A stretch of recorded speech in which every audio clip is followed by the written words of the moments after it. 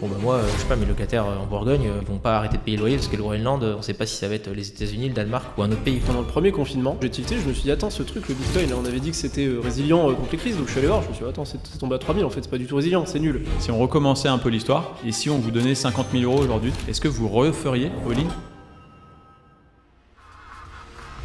Bonjour à tous et bienvenue sur la chaîne Foncière Orion, une société qu'on a cofondée avec Antoine et Félix qui a pour but de vous permettre d'investir à nos côtés dans l'immobilier sans avoir de temps à y consacrer. Dans l'épisode d'aujourd'hui, on va aborder une thématique qui est la thématique de la diversification, où on va parler finalement de notre parcours à chacun, de la diversification ou pas qu'on a eu, et donc avec Félix et son côté gestion de patrimoine, avoir un petit peu son avis un petit peu plus modéré, on va dire, que le nôtre à ce sujet. Salut les gars.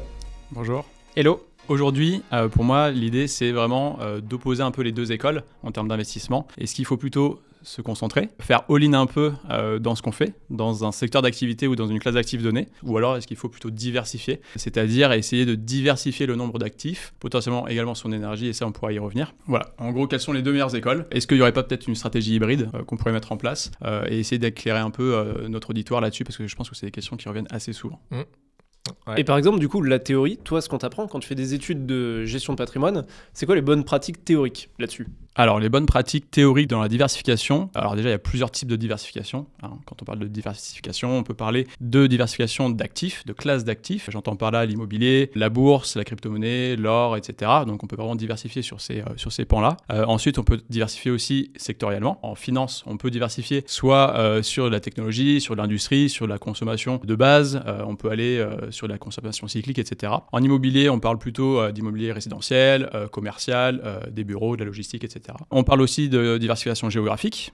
Donc on peut aussi diversifier en termes de continent quand on investit en bourse. Pour moi, le facteur le plus important quand on veut s'assurer d'une bonne diversification, c'est la décorrélation.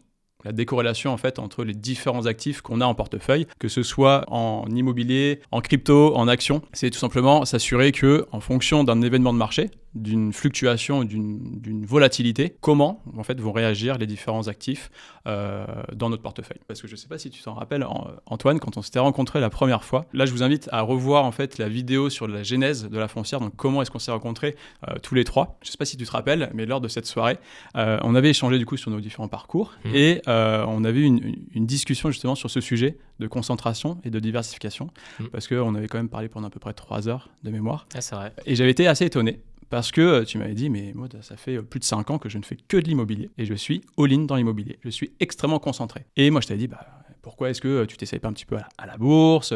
Tu as essayé d'autres types d'investissements ? Est-ce que tu as été curieux ? Et tu m'as dit, je vois pas pourquoi. Est-ce que je me diversifierais ? En fait, je suis bon dans l'immobilier et c'est ce que j'aime. Donc, je vais continuer à le faire. Et donc, ça, c'était un constat déjà de prime abord quand on s'est connus, qui m'avait assez marqué.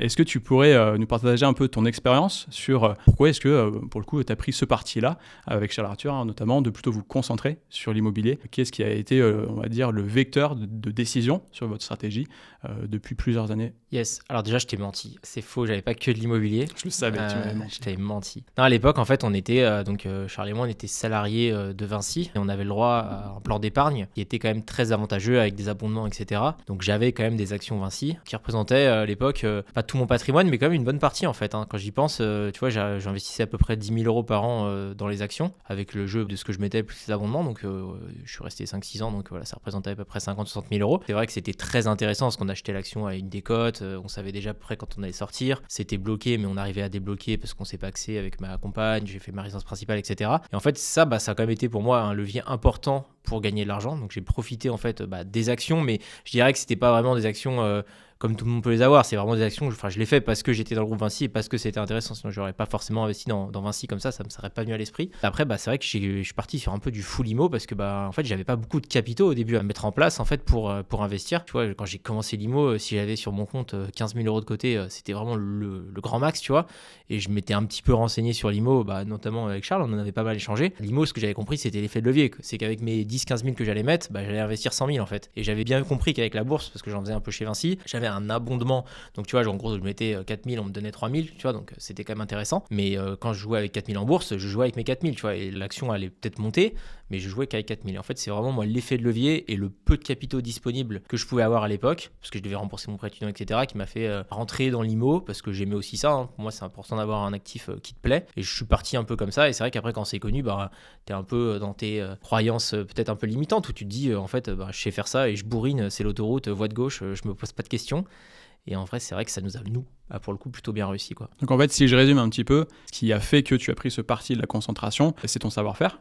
C'est parce que c'est ce que tu savais faire de l'immobilier, c'était ton domaine d'activité. Ouais, mais j'ai appris en faisant, en fait. Donc, tu vois, je savais pas forcément faire. Non, en fait, je pense que j'ai fait ça. J'ai commencé par l'IMO parce que pour moi, c'est un actif de pauvre, entre guillemets, pour commencer. C'est le meilleur actif. C'est l'effet de levier qui t'a en fait motivé à choisir cette stratégie-là. Si mes parents ils m'avaient donné 1 million d'euros, je pense pas que je me serais directement fait chier à faire de l'immobilier en nom propre pour faire de l'effet de levier. Je pense que j'aurais posé les 1M en bourse et puis j'aurais pris mes dividendes, etc. Et ça aurait pas été la même chose. Mais c'est juste que j'avais pas forcément le choix. Voilà, j'avais déjà quelques objectifs en tête. Vu mes objectifs, j'avais pas trop le choix. Pour moi, c'était le seul actif pour gapper assez rapidement par rapport à d'autres actifs type bourse, crypto. Même si à l'époque, je pense que j'aurais investi dans de la crypto, ça aurait pas été déconnant non plus, mais je connaissais pas forcément, quoi. Enfin, dans ta situation là, de ce que j'analyse un peu avec ma casquette de conseiller en gestion de patrimoine, c'est que tu avais en fait une bipolarité. Tu étais polarisé quand même sur à la fois une forte concentration sur une action liée à ta boîte, à Vinci, et une concentration sur l'immobilier, entre guillemets, sur cette classe d'actifs. Donc tu avais un peu une forte concentration sur ces deux pôles. Et ça, pour constater ça assez régulièrement en fait, auprès de mes clients qui sont dans des grosses boîtes, on va dire, du CAC 40, assez rapidement, en fait, ils arrivent à, par un jeu de versement volontaire, d'abondement, d'intéressement, de participation, etc., à avoir en fait des plans d'épargne groupe qui sont assez volumineux au final, hein, quand on reste 5, 10, 15 ans, voire des fois 30 ans dans les mêmes entreprises, et qu'on profite justement de ces plans d'épargne d'entreprise. On arrive des fois à une concentration, une surexposition à une seule entreprise au final, hein, parce que c'est bien souvent dans le cadre d'actions type Sanofi, Vinci, bref, toutes les grosses boîtes du CAC. Et en fait, par cette mécanique en fait, d'effets cumulés, on arrive au bout de 20 ans assez rapidement à un gros déséquilibre patrimonial. Et donc ça, c'est quelque chose que j'alerte aussi auprès de mes clients. C'est une très très bonne chose de maximiser ce jeu d'intéressement, etc., parce qu'entre guillemets, c'est de la performance offerte chaque année. Mais arriver à un certain moment, si on dit oui, entre guillemets, chaque année à cette mécanique, on peut arriver à un gros déséquilibre au final patrimonial. Donc ça, c'est tu vois, j'étais responsable financier, donc tu vois, je m'occupais de la partie administrative avec du coup des collaboratrices, et j'avais des ouvriers qui venaient parce qu'il y a un moment, c'était passé en full démat, tu vois, sur Internet, des ouvriers qui te fait gagner peut-être, je sais pas, 1600, 1800 euros par mois et qui avaient des 300, 400 000 euros d'épargne en fait sur leur compte, quoi. C'est ouf parce que quand tu ramènes ça par rapport au salaire qu'ils pouvaient toucher, c'est des années de travail. Là, ouais, pour le coup, c'est vraiment une surexposition. Et après, c'est des gens qui n'ont pas forcément la connaissance ou l'envie en fait de faire autre chose, mais ouais, c'est vrai que du coup c'était moi j'ai vu des sommes, j'ai halluciné, quoi. C'est un risque effectivement que je mets en lumière. Ça veut pas dire qu'il faut tout vendre et fermer tous les plans d'épargne groupe, mais en tout cas il faut en avoir conscience pour moi. Et effectivement, enfin, ça a été quand même un vecteur patrimonial assez puissant pour beaucoup de personnes. Il y en a beaucoup qui ont financé l'achat de résidence principale via ces plans d'épargne groupe. Donc effectivement, c'est des dizaines de milliers d'euros assez vite accumulés finalement quand on est dans ce genre de structure. Et c'est même une double exposition et un double danger, parce que du coup, c'est la boîte qui t'emploie. Donc imaginons qu'elle aille très mal, tes actions vont dévisser, mais peut-être que toi, tu vas aussi perdre ton emploi. Et t'as des gens dont c'est le seul patrimoine, quasiment. T'es 100% exposé vraiment au fait qu'il y a une société, au-delà de le stock picking en bourse, c'est pas bien parce que du coup, t'es très exposé à une boîte, mais t'es aussi exposé sur ton salaire. C'est un peu avoir la visualisation, soit en termes de patrimoine, soit en termes de sources de revenus, comme un tabouret avec plusieurs pieds, et d'essayer en fait de diversifier et donc d'accumuler un nombre de pieds suffisant pour que s'il y en a un qui vient se faire faucher, on puisse garder une stabilité patrimoniale, en tout cas au sein de son foyer, pour pas se mettre à risque. J'avais 2 pieds, j'étais déjà pas très très équilibré. Mais... C'est ça, donc ça peut être effectivement un sujet là-dessus. En termes de choix également, est-ce que au bout d'un certain moment, vous n'avez pas pris conscience de la prépondérance de l'immobilier dans votre patrimoine? Est-ce que vous n'êtes pas dit, effectivement, là ça commence à faire beaucoup, à quel moment est-ce que je stoppe, est-ce que je change de curseur et je commence à me diversifier? Si vous avez eu ce déclic-là, on l'a eu. Étant donné que là c'est 98% d'immobilier, je pense qu'il n'est pas encore complètement arrivé, mais si tu raisonnes en patrimoine brut. Mais en fait, c'est aussi, pour moi, il y a 2 trucs. Il y a le fait que, effectivement, c'est l'effet de levier de l'IMO qui fait qu'on a eu une attirance envers ça, parce que tu peux tout de suite travailler sur des gros chiffres, et du coup, si tu travailles bien, t'es récompensé plus fort que si t'avais eu que ton capital à mettre au travail. Mais c'est aussi qu'en fait, l'immobilier, tu peux, en tout cas, si tu fais les choses bien, être en contrôle. Imaginons que les mêmes effets de levier se pratiquent en bourse, par exemple, et que tu puisses acheter 10 fois plus d'actions que ton capital initial. C'est possible, mais bon, c'est moins usuel. Finalement, si le marché baisse, tu peux pas faire grand-chose pour le rattraper. T. Alors qu'en IMO, tu as cette notion justement de prise sur les événements où tu choisis ce que tu achètes, où tu peux l'acheter moins cher que le marché, parce qu'une action en bourse, en fait, à l'instant T, il y a un carnet d'ordre, donc à quelques pourcents, tu peux mettre un ordre limite peut-être si tu veux. Dans tous les cas, à l'instant T où tu l'achètes au prix du marché. T'as pas déjà cette première création de valeur, t'as juste la variable temps, en fait, de dire à quel moment j'achète les actions. Dans l'IMO, il y a à quel moment j'achète de l'IMO, mais dans quelles conditions je l'achète, et à quel point je peux envoyer des offres jusqu'à ce qu'elles soient acceptées et qu'elles satisfassent à mes critères pour que je fasse une transaction. Tu vois. Et ensuite, il y a aussi le côté exploitation, parce que l'immobilier, il faut l'exploiter. C'est un défaut, mais c'est un avantage aussi. C'est que le défaut, c'est chronophage. L'action en bourse, tu ne te lèves pas tous les matins pour aller bosser.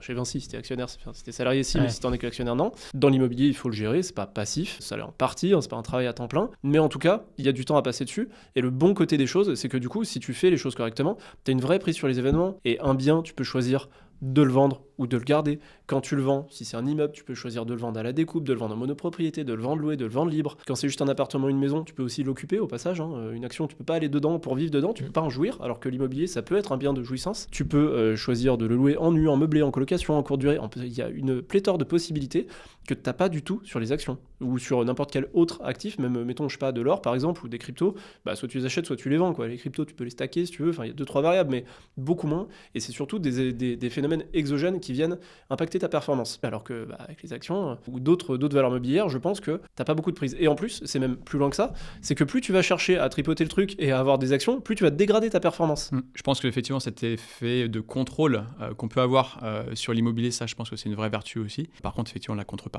et je pense qu'on le sait tous, c'est le côté non passif. C'est que là, il faut accepter aussi de se faire déranger un dimanche matin par un locataire. Donc, pour moi, la seule contrepartie valable, entre guillemets, de s'embêter avec de la gestion locative, c'est effectivement de profiter de l'effet de levier.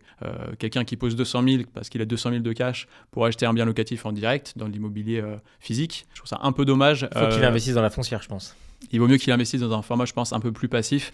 Quitte à s'exposer à de l'immobilier, autant le faire de manière passive si on refuse, entre guillemets, de lever de la dette pour acheter de l'immobilier. Ouais, clairement. Et pour répondre à ta question, en fait, je pense qu'avec Charles, on a eu à peu près je dirais pas un déclic au même moment, mais à partir de quand, moi, je me suis dit, là, vraiment, tu deviens surexposé. En fait, on l'était déjà depuis très, très longtemps et depuis bien trop longtemps. Quand on a commencé à quitter notre job pour encore plus acheter l'immobilier, grâce à l'activité d'accompagnement qu'on faisait à l'époque en direct avec Charles, on s'est vraiment mis encore plus d'immobilier. Et là, on commençait vraiment à avoir des actifs importants. On avait de moins en moins de trésor parce qu'en fait, dès qu'on avait le moindre euro, limite, on voulait mettre en apport pour aller faire des projets. On nous demandait de plus en plus d'apports, donc on voulait continuer. On a eu un projet qu'on devait faire, qu'on n'a pas fait parce que la banque nous a fait une offre mais qui n'était pas intéressante à nos yeux. Et ce jour-là, ça m'a fait un peu un déclic en me disant, ça commence à partir en live parce qu'en fait, on nous demandait peut-être 200 000 euros d'apport pour un projet, tu vois, je crois que c'était 500-600 000, quoi. L'apport était énorme. On se remet à chaque fois all-in, on met tout le temps tapis, avec du coup un parc locatif qui devient de plus en plus important avec des risques de fuite d'eau, des risques de vacances locatives. Et en fait, on avait quasiment plus de filet. Et pour moi, la foncière, tu vois, c'est toujours de l'immobilier,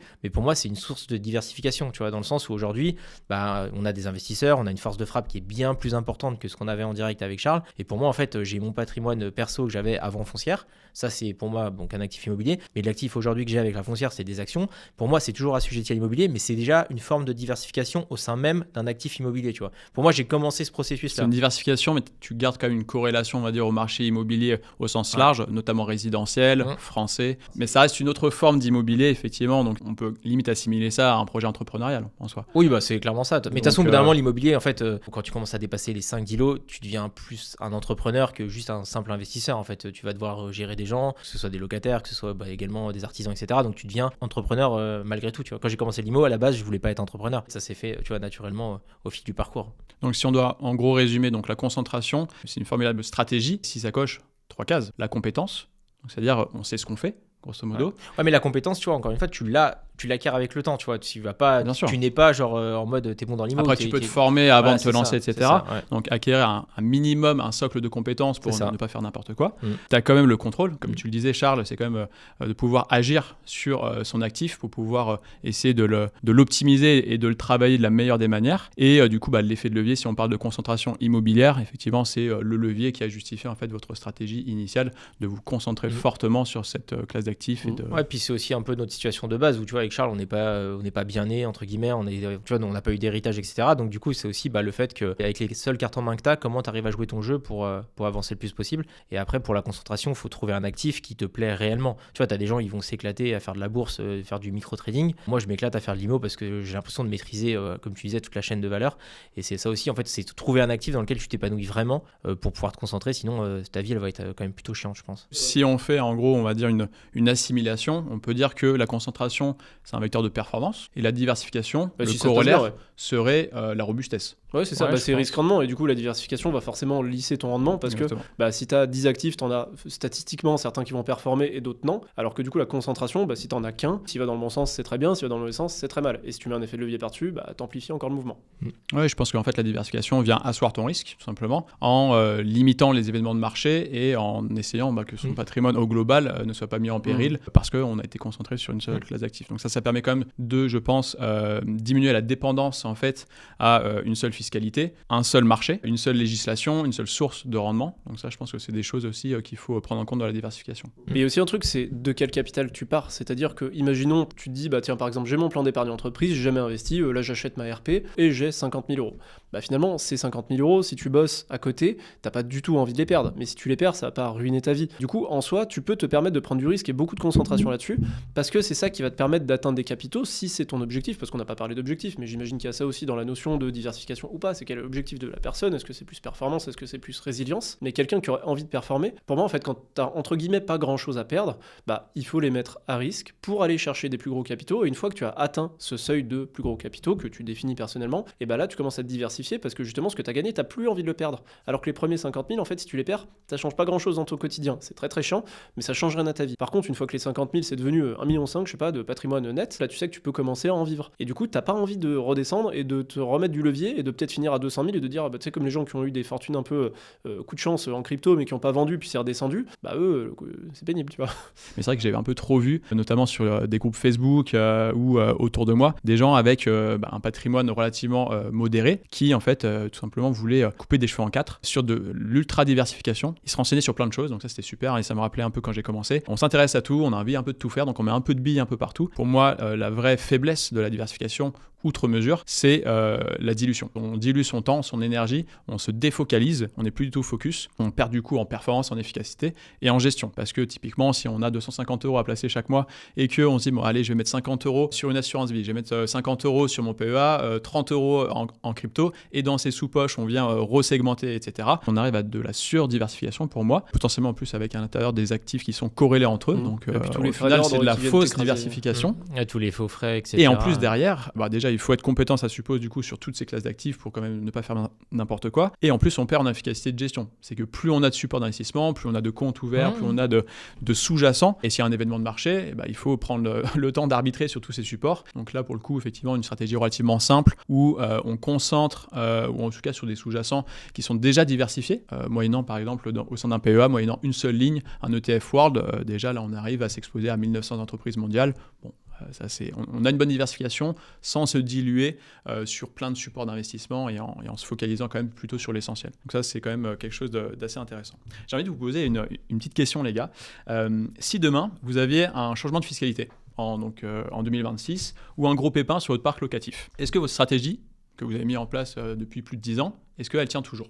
Est-ce que vous avez un risque embarqué au final si on a un événement exogène, une fiscalité sur le LMNP qui remet en cause, c'est déjà un peu le cas, mais qui remet 100% en cause l'avantage fiscal associé, par exemple. Est-ce que une modification de la législation française sur de l'immobilier en direct, donc que vous ne détenez pas au sein de société, mais sur ce que vous détenez en nom propre, est-ce que ça vous met à risque sur ce que vous avez déjà fait aujourd'hui dans l'immobilier ?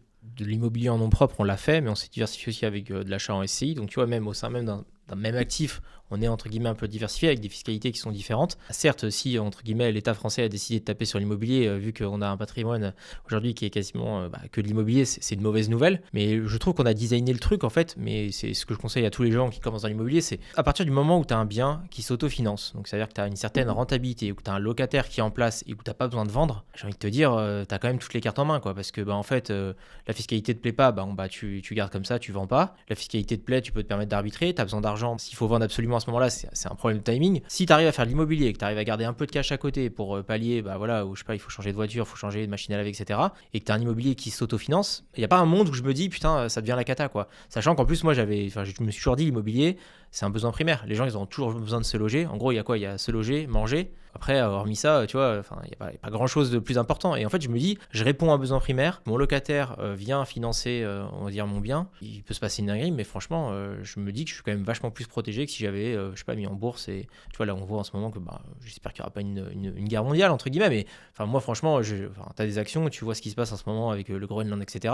Bon, moi, je sais pas, mes locataires en Bourgogne, ce soir, je pense qu'ils vont dormir. Ils vont pas arrêter de payer le loyer parce que le Groenland, on sait pas si ça va être les États-Unis, le Danemark ou un autre pays, quoi. Donc, c'est là où je me dis que moi, je me sens assez protégé. Peut-être que je suis biaisé, hein, peut-être que je me trompe, mais j'ai ce sentiment en tout cas, quoi. Et est-ce que toi, dans ta gestion aussi en termes de trésorerie, est-ce que tu as adapté le montant de trésorerie que tu avais de côté immédiatement disponible par rapport à la taille de ton patrimoine brut, de ton parc immobilier? Il y a quelques ratios aussi qui peuvent être assez pertinents à avoir en tête. On prend le plus élevé des deux ratios, par exemple 10% de son patrimoine brut immobilier. Ça, c'est bien de l'avoir pas forcément en cash sur un compte courant, mais en tout cas de l'épargne disponible pour taper dedans s'il y a des imprévus, etc. au sein de son parc, s'il y a des travaux de réparation à faire ou s'il y a de la vacance locative, ou alors 1 an de loyer de son patrimoine immobilier. Voilà, ça c'est 2 ratios qui peuvent être aussi des indicateurs pour ceux qui ont un parc qui grossit au fur et à mesure, d'adapter aussi son niveau de liquidité pour aussi pallier aux imprévus et pouvoir ne pas être short cash et pouvoir assurer quand même l'entretien de son parc et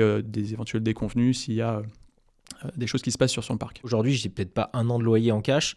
Après, qu'est-ce que tu appelles cash? Si c'est sur le PEA-PME, peut-être que si tu cumules tout ça, disponible, liquide. Ça reste disponible. Ça ferait chier de prendre une moins-value ou prendre de la fiscalité, mais ça reste disponible. Mais je suis quelqu'un, j'ai besoin d'avoir un peu de cash de dispo pour dormir la nuit, entre guillemets. Je sais que si demain, je dis n'importe quoi, 50% du parc locatif venait à pas payer, non, je pourrais pas subvenir à ces besoins-là, quoi. Mais c'est aussi qu'avec l'expérience, tu te rends compte que oui, il peut se passer plein de trucs, il y a toujours des imprévus, toiture, c'est une fois, c'est une petite, ça va. Justement, le volume, il amène cette diversification dont on parle, qui fait que statistiquement, tes locataires vont pas tous se passer le mot pour faire un mouvement groupé, tu vois, une association pour dire on arrête de payer, et quand bien même, il y a des bons notariés, des GLI, des Visal. Si t'as 10 immeubles, par exemple, si t'as correctement fait ton travail, t'as pas 10 toitures qui vont lâcher en même temps, ou alors tu l'as vu venir et tu l'as mis dans ton financement. Donc du coup, plus t'en as, moins la provision a besoin d'être importante. En tout cas, d'expérience, et effectivement avant moi aussi j'avais plus de frilosité par rapport à ça parce que tu te dis au moindre pépin déjà qu'on sait même pas comment on va faire l'apport du prochain immeuble, mais alors si en plus il y a un machin qui nous lâche en même temps, la conséquence de ça c'est que ça te fait mettre en place d'autres actions, c'est-à-dire qu'on était hyper proche de la gestion locative de nos biens, des psychopathes tu vois sur la vacance locative, ou dès qu'il y a un locataire qui te dit je peux avoir votre adresse pour vous envoyer le préavis, t'as déjà une annonce sur le bon coin et tu lui demandes quand est-ce qu'il est dispo pour faire visiter et tu vas toi-même, et même s'il faut faire 30 minutes de route pour faire visiter un studio, tu le fais pour avoir 0 vacances locatives. On en revient au fait d'avoir de la prise sur les événements, c'est-à-dire qu'il peut y avoir un événement négatif qui t'arrive, mais tu peux aussi choisir comment tu le traites, c'est-à-dire que mettons une toiture, du coup tu la bâches à court terme et puis après tu prends le temps de consulter, tu réfléchis avec le couvreur aux accès, tu vois, je pense à ça, c'est l'exemple qui me vient à l'esprit. Il y a beaucoup de variables qui rentrent en jeu. Si tu y réfléchis, tu arrives à atténuer le choc, même s'il y en aura, il y a toujours des imprévus et il y en aura encore plein qui vont nous arriver. C'est là où en fait, on tapera toujours de plus en plus fort sur l'immobilier, mais déjà je pense doucement, ils sont pas si bêtes que ça, leur but c'est quand même de collecter des recettes, donc je pense que la vis va se resserrer, mais doucement au fil du temps. Et globalement, tu vois, ils vont à la fois taper, tu vois, on le voit avec le du budget, ils tapent sur l'IMO, mais ils tapent aussi sur les actions, etc., le PEA-PME, la CSG, tu vois, j'ai l'impression que c'est une fiscalité qui on va dire, durcit, mais de manière globale, il n'y a pas un actif qui est mis en avant. Je t'ai coupé, mais tu vois, l'IMO, je trouve que c'est un actif où on n'est pas une ONG, mais on rend quand même service à des gens en étant bailleur, parce qu'on loge des gens. Et tu vois, il y a des actifs type action où je trouve que c'est beaucoup plus spéculatif, où il y a beaucoup moins d'intérêts, on va dire, sociaux. Et l'immobilier, moi, je suis persuadé qu'un jour, à force d'être tiré par les taxes foncières, des DPE, etc., des normes de plus en plus compliquées, il va y avoir une vraie crise du logement en France. Et tu vois, je pense que du coup, l'État va se rendre compte que c'est pas dans son intérêt même, en fait, de taper très très fort sur l'IMO. Et c'est même peut-être plutôt un intérêt d'être plutôt docile avec les gens qui font de l'IMO, parce qu'en fait, ces gens-là, malgré tout, tu loges des gens et tu rends service à la nation, entre guillemets, quoi. Il faut aussi vérifier que les sous-jacents ne sont pas corrélés, comme tu disais, sur l'évolution de la fiscalité. Au final, si on identifie ce risque qui est la fiscalité sur des sous-jacents qui sont au final tous corrélés, donc la fiscalité évolue à la fois sur les actions, sur les holdings, sur l'immobilier en direct, etc. Au final, ce risque, il est absolument pas du tout couvert par la diversification parce que tous les actifs sont touchés. Est-ce que vous identifiez des des choses qui vous semblaient être diversifiées à la base et au final vous vous rendez compte que la corrélation est trop forte, a été sous-estimée. Donc en fait une fausse diversification, tout simplement quelque chose qui n'a été pas calculé et pas assez visible à vos yeux. Bah du coup, je suis pas investi dedans, mais ça me fait penser à 2 exemples. Ça me fait penser au Covid pendant le premier confinement. C'est un moment où j'ai tilté, je me suis dit, attends, ce truc, le Bitcoin, là, on avait dit que c'était résilient contre les crises, donc je suis allé voir, je me suis dit, attends, c'est tombé à 3000, en fait, c'est pas du tout résilient, c'est nul. Bon, bah du coup, j'en ai pas acheté. Mais voilà, c'était censé être, tu vois, monté quand ça descend, et finalement, c'est descendu parce que c'était du risk-on comme les actions. Récemment, là, les cryptos sont un petit peu descendus, je suis toujours pas dedans, et en fait, il y a un moment où les actions étaient au top, les cryptos étaient au top, et l'or était au top. Alors que l'or, il est quand même censé être un petit peu décorrélé, du coup, l'inverse. Et donc il y a aussi ce côté-là de le pourcentage de corrélation, tu vois, est-ce que des fois il peut pas s'inverser dans le temps? Et en fait, à l'époque où tu as mis en place ta petite allocation parfaite, le jour où tu regardes, en fait, ça marche plus comme dans l'équation de base. Ouais, et j'ai une autre donnée historique un peu, c'était en 2023, dans le cabinet de gestion de patrimoine dans lequel je travaillais, on avait été aussi fortement surpris. 2023, ça a été un peu l'année où toutes les théories d'investissement et de justement décorrélation entre les actions et les obligations s'est effondré, dans le sens où en fait les obligations ont décroché autant que les actions. Donc bien souvent, quand on a des marchés qui secouent un peu, des marchés actions j'entends, on est plutôt à désinvestir la poche action pour aller sur de l'obligataire parce que c'est ça qui couvre le risque et on a vraiment une décorrélation assez forte entre ces deux classes d'actifs et au final en 2023, non. L'histoire nous a montré le contraire, c'est que ces deux classes d'actifs ont chuté en même temps, donc en fait on n'avait aucune zone de refuge et ça c'est un peu perturbant quand on a des thèses d'investissement relativement ancrées et d'avoir une gestion d'actifs définie à l'avance parce que historiquement ça s'est toujours passé comme ça. En fait, une corrélation peut être évolutive en fonction des paramètres et des facteurs qui peuvent changer dans l'équation et le contexte macroéconomique qui fait qu'en fait, on pensait être du coup diversifié en ayant par exemple une assurance vie avec 60% sur de l'obligataire et 40% sur des actions et au final, le portefeuille baisse de moins 15, peu importe la classe d'actifs parce qu'en fait, au final, ces deux classes d'actifs étaient corrélées. Donc en fait, la diversification, c'est augmenter ta probabilité de décorrélation sans que ça soit une garantie. Si tu étais 100% en action, tu sais que tu n'es pas diversifié. Si tu fais du 60-40, tu augmentes la probabilité que peut-être il y a une décorrélation, mais peut-être pas. Aucune garantie, que des probabilités. T'as pas du tout de garantie par rapport à ça. Et après, sinon, c'est être diversifié de manière exacerbée dans le monde entier, avoir de l'immobilier dans tous les pays, de toutes les devises, de tout ce que tu peux imaginer. Mais là, c'est pour des grandes fortunes. Au détriment de ton temps et malgré tout de ta performance, tu vois, parce que c'est vrai que ça te prend du temps de faire tout ça. Mais tu vois, pour moi, je suis pas CGP, donc je vais pas t'apprendre ton métier. Mais s'il y a en gros d'un côté une colonne immobilier, et d'un autre côté une colonne entre guillemets actions, des ETF, l'or. On parle de la crypto, cette classe d'actifs-là, tu vois, ça serait intéressant de le voir, mais je pense que si on prenait des graphiques, donc le graphique de l'or, le graphique de la bourse, etc., quand il y a des crises type Covid ou tu vois, la crise de 2008, je suis quasiment persuadé que tous ces actifs-là, ils baissent. Alors, peut-être pas dans les mêmes proportions, mais ils baissent. Et en fait, quand tout va bien, regarde, en ce moment, tout est au plus haut. Et tu vois, même en ce moment, on se faisait la réflexion avec Charles, tu vois, nous, maintenant, on a commencé à se diversifier. Et franchement, en ce moment, ça me fait vraiment chier de rentrer sur des marchés où j'ai l'impression qu'on est au plus haut, quoi. Tu vois, on est au plus haut d'un truc et on voit que tu vois, moi, je suis pas mal sur les ETF, on voit que ça stagne beaucoup, tu vois, que ça monte plus, ça descend plus. Ça se prend, tu vois, en ce moment, Trump, il fait un peu de la merde, ça descend pas plus que ça. Il fait des trucs bien, ça monte pas plus que ça. En fait, t'as l'impression que t'es dans un marché où ça stagne et on attend le prochain crack qui va arriver. En fait, tu sais qu'il va arriver, tu sais pas trop quand, que t'es de l'or, des ETF, des actions ou de la crypto, tu vas te le prendre quoi qu'il arrive. Après, peut-être que tu feras peut-être pas moins 15, tu feras peut-être qu'un moins 10 tu vois, sur l'or plutôt que des actions. Mais en fait, pour moi, c'est une classe d'actifs.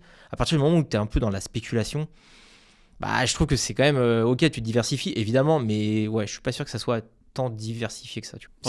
C'est mon avis. Après, je dis pas que historiquement, l'or était plus décorrélé que ça. Alors, par rapport au marché actions, il y avait une décorrélation qui était quand même plus forte, ces fameuses valeurs refuges, avec une stabilisation de son cours. Là, on est vraiment, parce que le contexte géopolitique, etc., tend à du coup des incertitudes. Donc, chaque pays aussi, on va dire, augmente ses stocks, ses réserves d'or.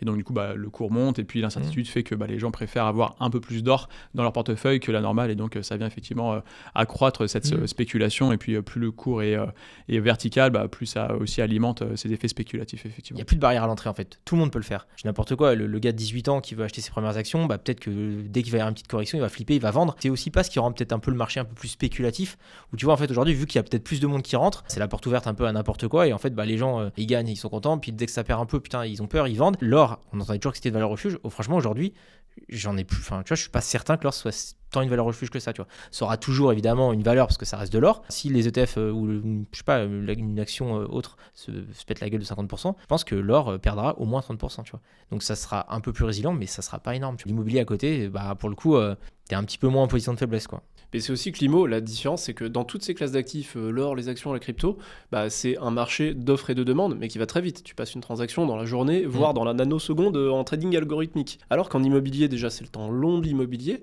Et surtout, quand le marché baisse, ce qui a été le cas récemment, les gens, ils aiment pas perdre de l'argent. Allez, mettons de, 2015 à 2021-22, où le marché, il montait, finalement, tu changeais plus souvent de résidence principale, parce qu'en fait, t'avais amorti un peu de capital, t'avais de la plus-value, tu pouvais faire un nouveau crédit à un taux plus faible, donc il y avait toutes les raisons, ça invitait à la mobilité et à la fluidité des transactions, et c'est ça qui a fait des années à 1 million de transactions annuelles sur le marché IMO français. Et en fait, quand le marché baisse, ou en tout cas stagne, finalement, t'as moins cette incitation, et t'as même du coup une non-incitation à déménager. Quand t'avais acheté, peut-être t'as financé à 110%, avec les droits de mutation, les frais de notaire, le marché il est un peu baissé, donc tu retombes pas tout à fait sur tes pieds, ou tout juste, et du coup, à quoi bon vendre en fait pour aller avoir un crédit à 4% alors que j'en ai un à 1%, du coup ma résidence principale, au lieu de me coûter 700, elle me coûte 950 € par mois. Le marché commence à baisser, mais c'est pas un truc en cascade, justement, comme tu le décrivais, c'est plutôt, il y a un phénomène d'amortisseur où les gens ne veulent pas de moins-value. Déjà, là, je donne l'exemple sur la résidence principale, mais imaginons sur le locatif, tu disais, le marché il baisse, t'as un immeuble qui s'autofinance, en fait, pourquoi le vendre pour aller constater une moins-value? Tu continues d'amortir du capital, et à la fin de ton crédit, au bout de 20 ans, t'auras mis, mettons, 10% d'apport, mettons, t'as mis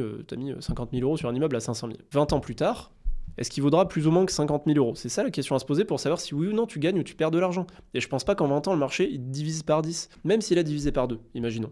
Il t'a coûté 500 000. 20 ans plus tard, il vaut 250. Ce qui serait dramatique, parce que historiquement, sur le long terme, c'est plutôt plus 3 par an, l'immobilier. Donc mettons, t'as quand même fait x5 en fait sur ton capital.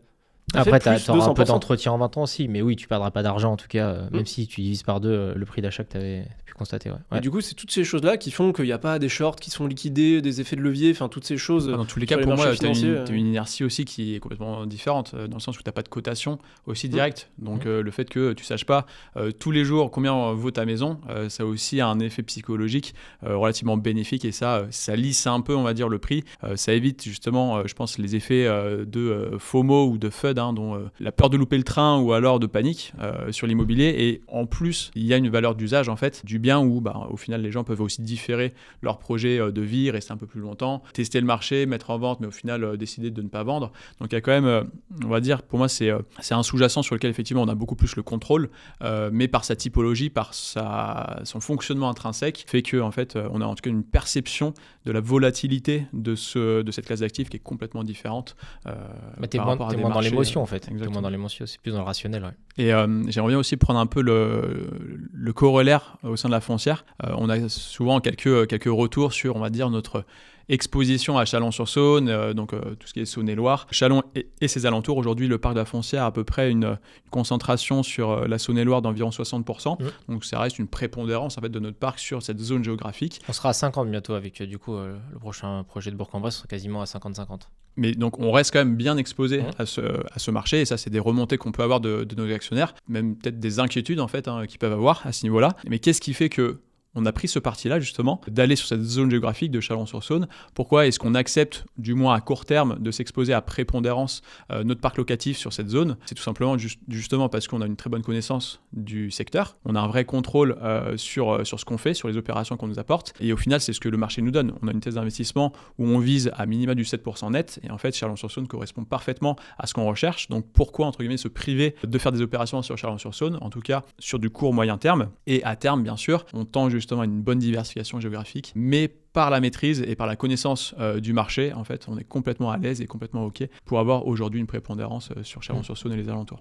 C'est vrai que ce serait dommage de vouloir absolument se diversifier pour se diversifier et que ce soit au détriment de la performance. Ça pourrait même mettre un niveau de risque supplémentaire parce que pour le coup la Bourgogne on connaît très bien et je sais pas, on pourrait se dire vas-y on va se diversifier, on va aller investir à Nice. Nice c'est une ville quand même sur le papier plutôt qualitative, mais on le connaît pas, on n'a pas de réseau, on connaît pas les quartiers, les bons, les mauvais. Il y aura un niveau de risque du coup qui serait important. Alors que là on a vraiment l'impression d'être dans des chaussons en fait, en se disant voilà, on sait qu'il y a des villes qui répondent très bien, on travaille dans ces villes-là, on se tend en fait progressivement comme tu l'as dit à se développer ailleurs pour se diversifier parce que c'est important de le faire. Je pense qu'il ne faut pas que ce soit binaire en fait, il ne faut pas faire ça d'un claquement de doigts parce que c'est au détriment de la performance et ce serait dommage. Et finalement, Chalon nous donne exactement ce qu'on veut, mais jusqu'au jour où ça nous donnera plus qu'on veut. Et le jour où ça nous donnera plus qu'on veut, c'est que les prix seront montés, donc on sera en grosse plus-value attente surtout, et donc on ira développer sur d'autres secteurs parce qu'on n'arrivera plus à trouver notre compte ici et peut-être qu'on arbitrera des actifs ici pour aller faire des acquisitions dans d'autres zones. Donc c'est aussi contextuel et en fonction, là pour le coup, de facteurs exogènes. C'est pas nous qui avons créé Chalon-sur-Saône et qui avons dit ça marche, non, on a expérimenté et du coup on voit qu'on a un super rapport entre la rentabilité et la qualité des biens qu'on peut trouver.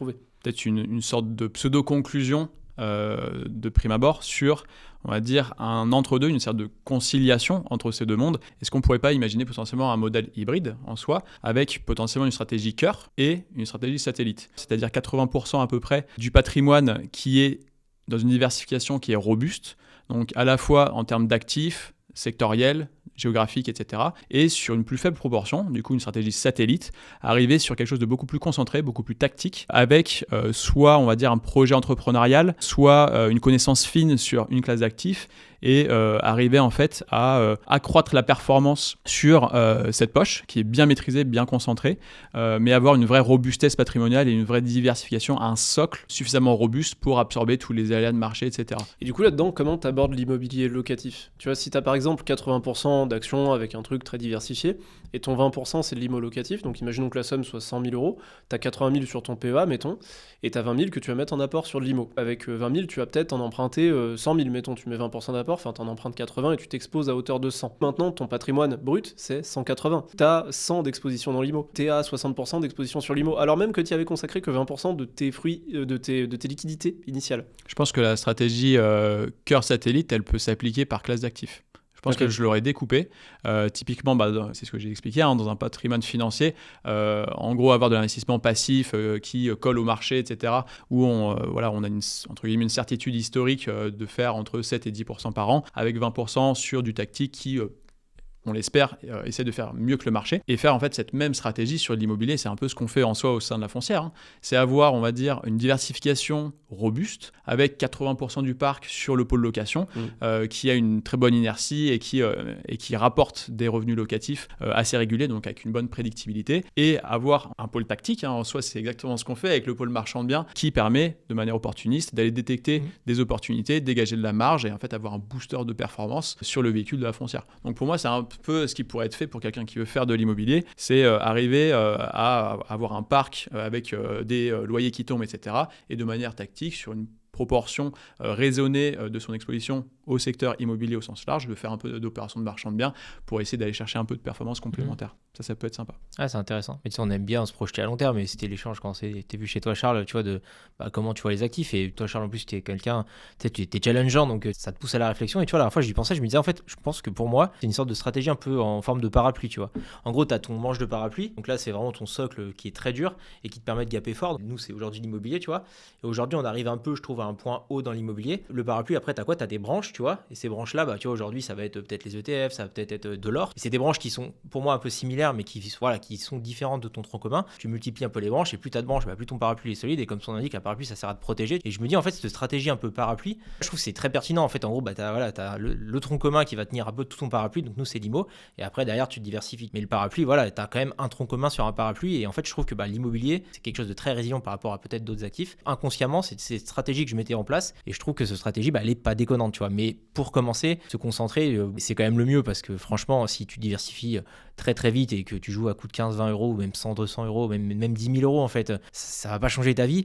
Et du coup, c'est vrai que si tu as des objectifs qui sont un peu ambitieux, la diversification, en fait, ça va être au détriment de ta performance, je pense. Et je trouve que ton image parapluie, elle est assez intéressante, et tu pourrais même la décliner, on va faire un peu d'imagerie mentale, comme un arbre, en fait, tout simplement, où tu as ton tronc avec des vraies racines bien ancrées qui t'ont permis, en fait, d'asseoir ton risque. C'est un peu, on va dire, ton socle de compétences et de robustesse. Et derrière, en fait, tu as tout simplement créé pour moi des ramifications, des branches complémentaires que tu as ajoutées au fil de l'eau sur une base commune qui est comme l'immobilier, avec tes compétences qui étaient propres. Et en fait, tu as juste ajouté des branches pour arriver sur un arbre suffisamment touffu avec différentes sources de revenus et une bonne diversification et une robustesse au final d'avoir un arbre complet avec suffisamment de branches. Mais pour moi, le point commun était quand même ton tronc.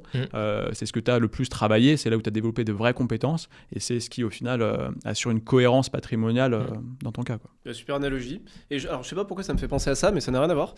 Mais ça pourrait venir dans le débat de la diversification.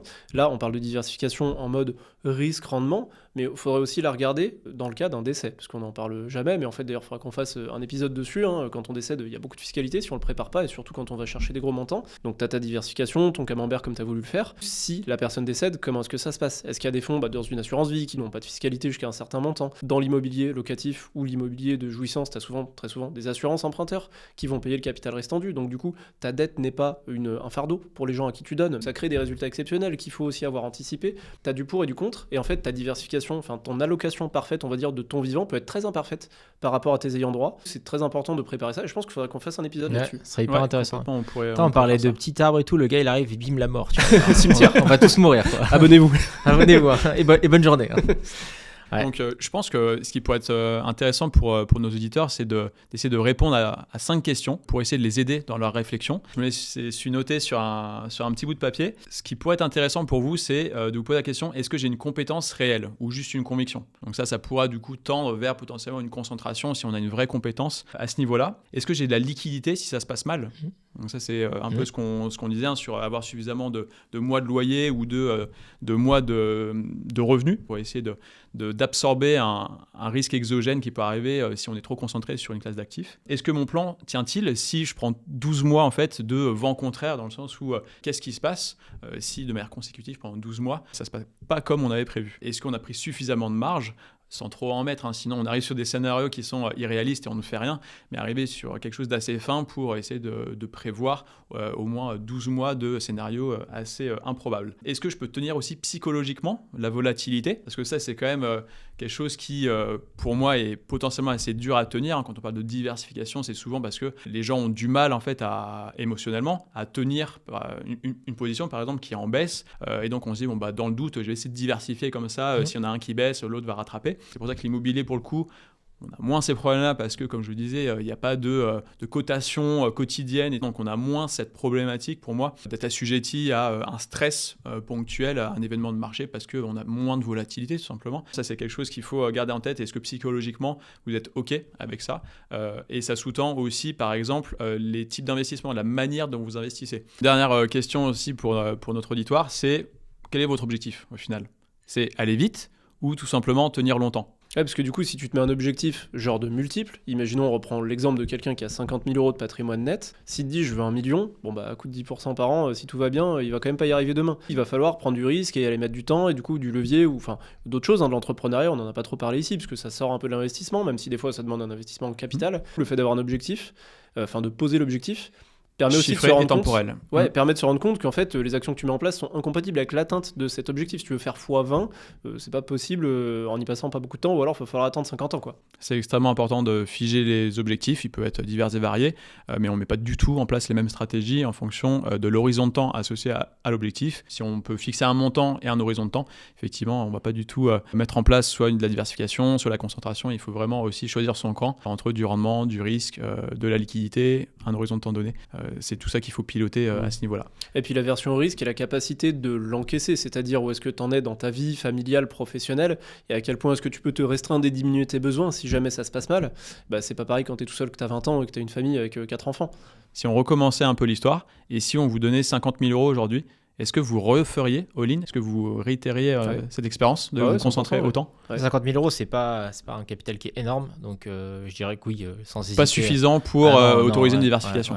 Tu vois, je dirais 50 000 euros, il faut vraiment, je pense, se concentrer dans sa zone de prédilection pour vraiment gapper. Après, voilà, ça dépend des objectifs, mais si l'objectif c'est de faire ce qu'on a fait aujourd'hui, il faudrait, à mon avis, se concentrer. Par contre, si je commençais à nous offrir, je dirais 400, 500 000 euros, là, par contre, j'aurais pas la même stratégie, je serais plus, du coup, dans la diversification ou de la stratégie, ce que tu disais, cœur satellite. Ça permettrait, d'atteindre des objectifs, mais avec un patrimoine qui est déjà plus avancé. Je sais pas toi, Charles. Je pense qu'à l'époque, même à 500, je mettais tout 500 dans l'IMO. À l'époque, ouais. Oui, mais maintenant, du coup, là, c'est aujourd'hui, c'est que t'as réfléchi, t'es devenu quelqu'un d'intelligent et mature. Qu'est-ce que je ferais? Je mettrais juste plus d'apports pour avoir des financements plus facilement, ne pas mettre de conditions de financement, donc du coup tu négocies, mais en fait tu baisses ton risque finalement. Ouais. Parce que tes 500 000, ils vont être certes 100% dans l'IMO, mais en face il y a moins de dettes, tu vois. Alors que tu mets 400 et t'empruntes, mettons, 2 millions, si tu mets 500, t'empruntes peut-être pas 2 millions, t'empruntes moins pour avoir la même exposition, tu vois. Ton taux, là j'ai pas pris les bons chiffres, mais tu vois ce que je veux dire? Ouais, je comprends. Le fait de mettre toute la somme dans l'IMO te permet aussi d'avoir plus de cash flow locatif, si on parle de locatif, et du coup d'être plus sécurisé sur ta poche IMO, même si t'en as qu'une, du coup t'as rien d'autre autour. Non, je pense que je mettrais tout, tu rajoutes un zéro, je diversifie, mais 500, je pense que je mets tout dedans. Ok. Si on doit résumer un petit peu, la concentration, c'est pour accélérer très fort. Bien sûr, on a de la compétence, du contrôle, et de la marge de sécurité. De l'appétence aussi, il faut aimer ça, parce que du coup, c'est le tronc de ton arbre, comme tu l'as dit tout à l'heure, donc il faut que le tronc il soit solide et que tu prennes du temps à le construire, tu vois. Donc je dirais que c'est vraiment ton secteur de prédilection. Et après, quand tu juges que tu as suffisamment avancé, là, à ce moment-là, se diversifier pour être moins à risque et moins dépendant d'une seule classe d'actifs. Donc la diversification, c'est tout simplement viser un patrimoine durable et qui va permettre de résister aux différents chocs. C'est ça. Pour résumer. C'est ça. Il y a aussi du coup cette fameuse stratégie hybride où on pourrait arriver sur une stratégie cœur satellite pour essayer de concilier un peu les deux mondes, tout en gardant de l'impact et continuer à faire ce qu'on aime avec un bon niveau de contrôle, essayer de concilier un peu ces deux mondes. Dites-nous en commentaire en fait quelle est votre vision. Est-ce que vous êtes plutôt team diversification, team concentration? Est-ce que cette vidéo vous a aidé à réfléchir un petit peu aux différentes stratégies et à votre appétence en fait? Est-ce que vous êtes plutôt à vouloir vous bâtir un patrimoine robuste ou alors plutôt à accélérer assez fort en mettant de l'impact dans vos actions, donc en vous focusant tout simplement sur votre zone de prédilection, votre appétence et votre compétence. Si vous voulez qu'on fasse un deuxième épisode, la question serait pour moi, quand on démarre, vaut-il mieux concentrer ou diversifier? Je pense qu'Antoine a quand même un peu répondu à sa manière, mais ça peut être aussi intéressant de vraiment nous mettre dans la peau de quelqu'un qui démarre avec un patrimoine initial et essayer de nous projeter en fait sur 5 ans ou 10 ans sur quelle serait la meilleure stratégie à mettre en place, à quel moment il peut être pertinent de diversifier. Ça pourrait être assez intéressant de faire l'exercice sur un cas concret, vraiment.